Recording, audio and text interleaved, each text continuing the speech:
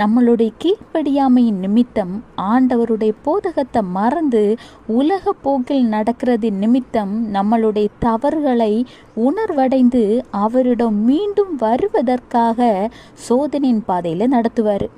இன்றைக்கு நீங்கள் சோதனையின் பாதையில் இருக்கீங்களா? எந்த விதமான சோதனை? முதல் சொன்ன மாதிரியா, இல்லைன்னா ரெண்டாவது சொன்ன மாதிரியா? இது ரொம்ப சிந்திக்க வேண்டிய விஷயங்க.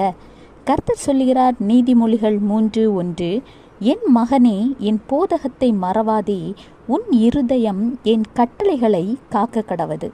கேட்டிங்களா? ஒருவேளை நீங்கள் ஆண்டவருடைய வார்த்தைக்கு செவி கொடுக்காம அவர் தந்த வாக்கு தத்துவத்தை மறந்து, அவருடைய போதகத்தை மறந்து, கட்டளைகளை மறந்து உலக வாழ்க்கை வாழ்ந்து கொண்டிருக்கிற பிள்ளைகளாக இருந்தால் இன்றைக்கு உங்கள் கூட தாங்க ஆண்டவர் பேசுகிறாரு. உடனே உங்கள் தவறுகளிலிருந்து வெளியில் வாங்க. உங்களை மீண்டும்